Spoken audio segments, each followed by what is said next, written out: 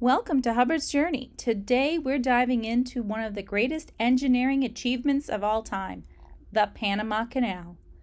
We're aboard the Emerald Princess, navigating through the Aqua Clara Locks. These locks are part of the expanded Panama Canal system that opened in 2016 to accommodate large Neo-Panamax ships. We started our day before sunrise, soaking in the magic of the early morning light as we approached this historic waterway. Michael set up the camera at the front of the ship, ready to capture the breathtaking views ahead, while I roamed to capture the unique perspectives from the aft and the upper decks. From boarding of our pilot to the strength and guidance of the tugboats and the massive lock gates closing around us, every moment was awe-inspiring. So buckle up for a journey filled with stunning views, fascinating history, and an incredible story of how this canal changed the world of travel forever.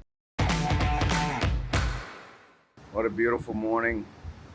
We're up early. These are all the ships waiting to get into the Panama Canal. That's where we're heading today, is through the Panama Canal. We're going through the new locks.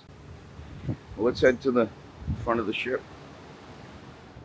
Our transit begins with the Cristobal Breakwater. Built during the early 20th century, this area was built to protect the Atlantic entrance from the rough Caribbean seas and currents. Extending into the ocean, it provides a calm anchorage area for vessels waiting to transit the canal, while safeguarding against sediment buildup and erosion. This structure remains a critical component of the canal's operations, ensuring safe navigation into the harbor, which is named Cristobal after Christopher Columbus. And here comes our pilot. The canal pilot has a very important job. This pilot ensures our safe passage through the Aqua Clara Locks.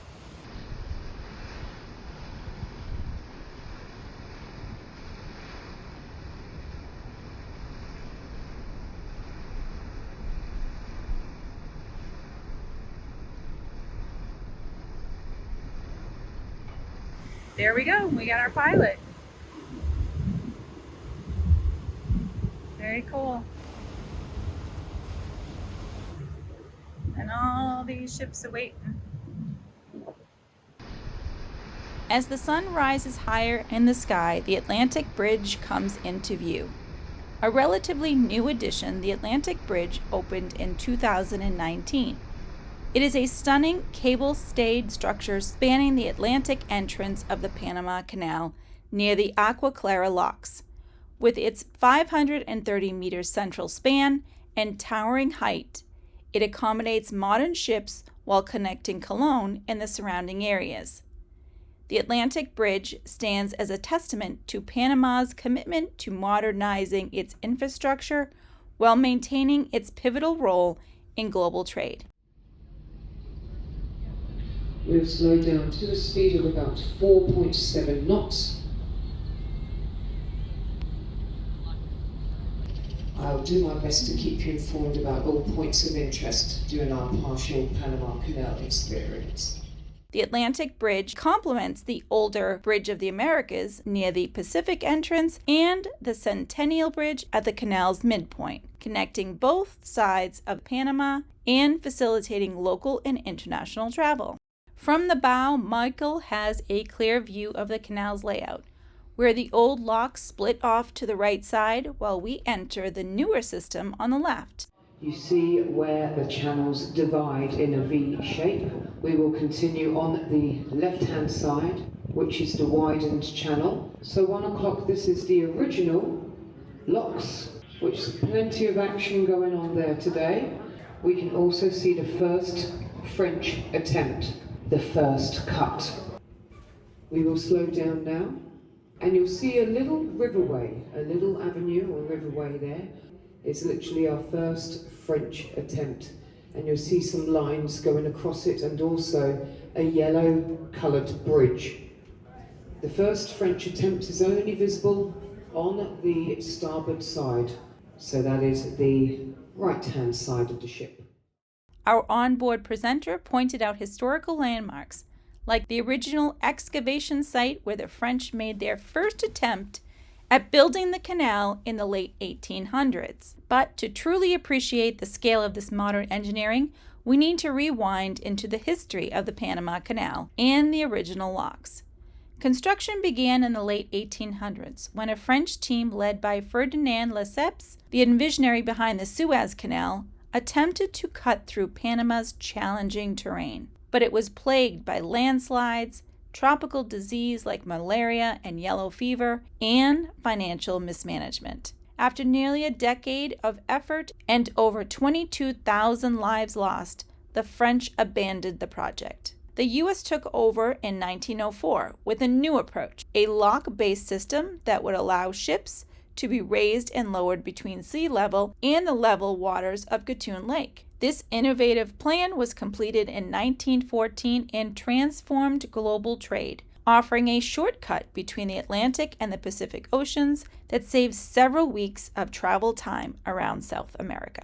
A full transit on the original old locks of the Panama Canal, ships will pass through 3 sets of locks. The first of the locks for the ships entering from the Atlantic side are the Gatun locks, with gates that weigh over 700 tons each. This set of 3 consecutive locks lifts vessels 85 feet up to the level of Gatun Lake. After crossing the Gatun Lake and navigating the Gibraltar Cut, ships descend 31 feet through the single-step Pedro Miguel locks. Then the final set of locks is known as the Miraflores locks, which lowers ships the remaining 54 feet to meet the Pacific Ocean. Miraflores is also famous for its visitor center, where people can watch the canal in action.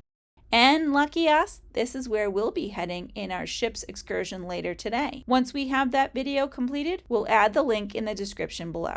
Now back to the new locks, which is where we're headed today. In 2016, the canal expansion was designed for larger ships and included 2 sets of new locks. The Aqua Clara Locks is the first on the Atlantic side. This is where we're transiting today. These massive locks use rolling gates instead of the older mitered gates and include water-saving basins that recycle 60% of the water with each use. If we were going to do a full transit today, we would reach the Coakley locks on the other side of Gatun Lake. By reusing water and using modern materials, the new locks represent a significant leap in sustainable engineering.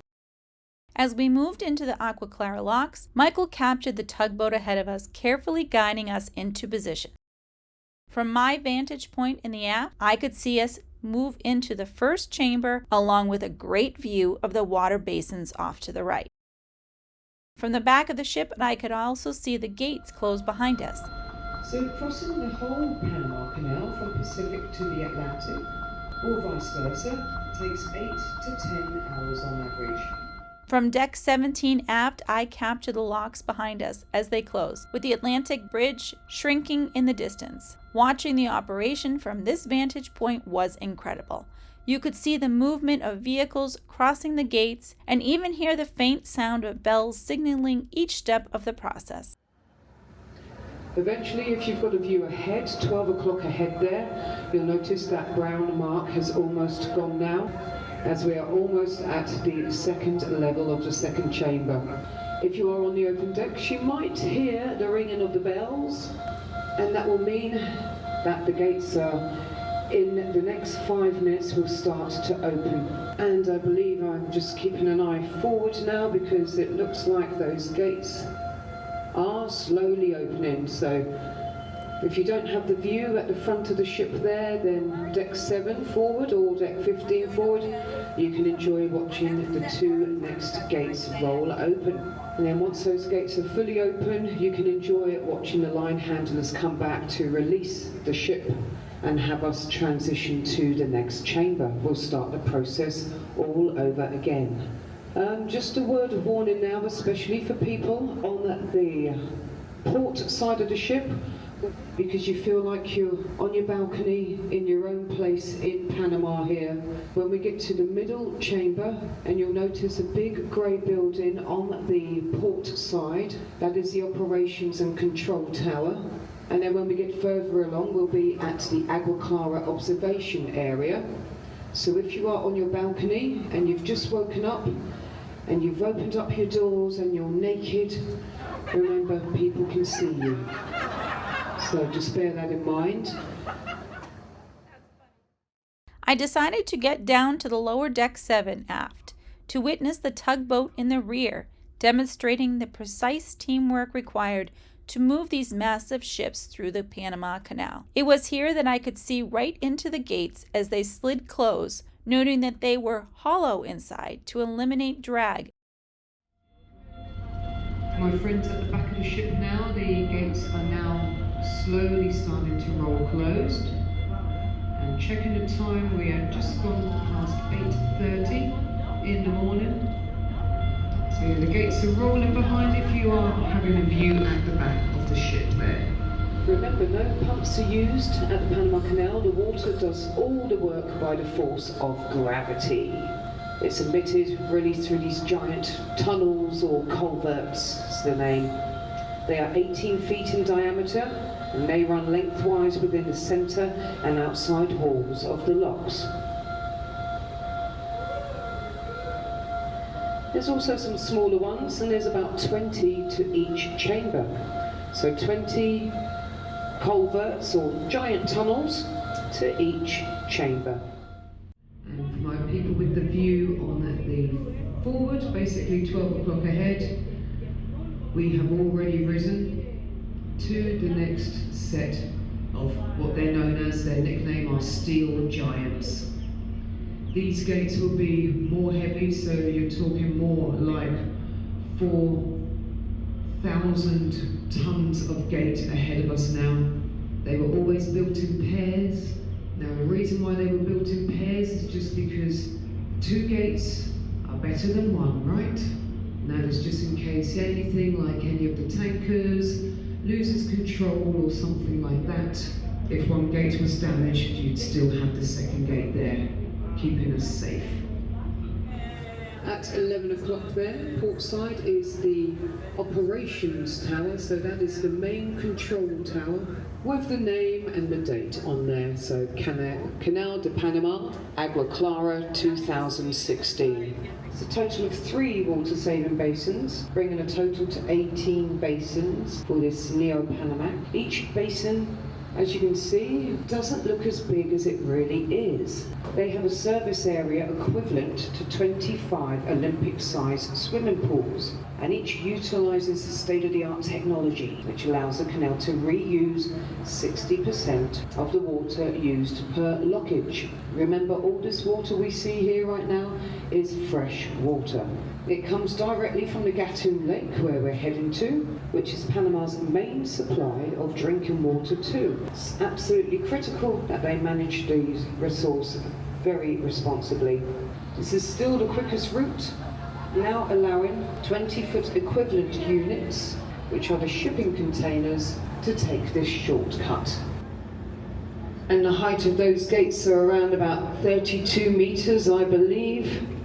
Again, how they open is by the hydraulic systems in place, and that's what the housing areas are on the sides of the ship. The blue and white buildings is where they keep all our important electrical devices. So how many ships make this transit daily? It's around about 35 ships make this transit daily, so we are not alone. Another important thing to know is how they excavated this area originally would be the amount of dynamite used. And it was around about 60 million pounds of dynamite was used. And another fun fact for you, the name of the first cruise ship built but couldn't fit in the original locks was the Queen Mary back in 1936. She came along, she was too wide, she had to go.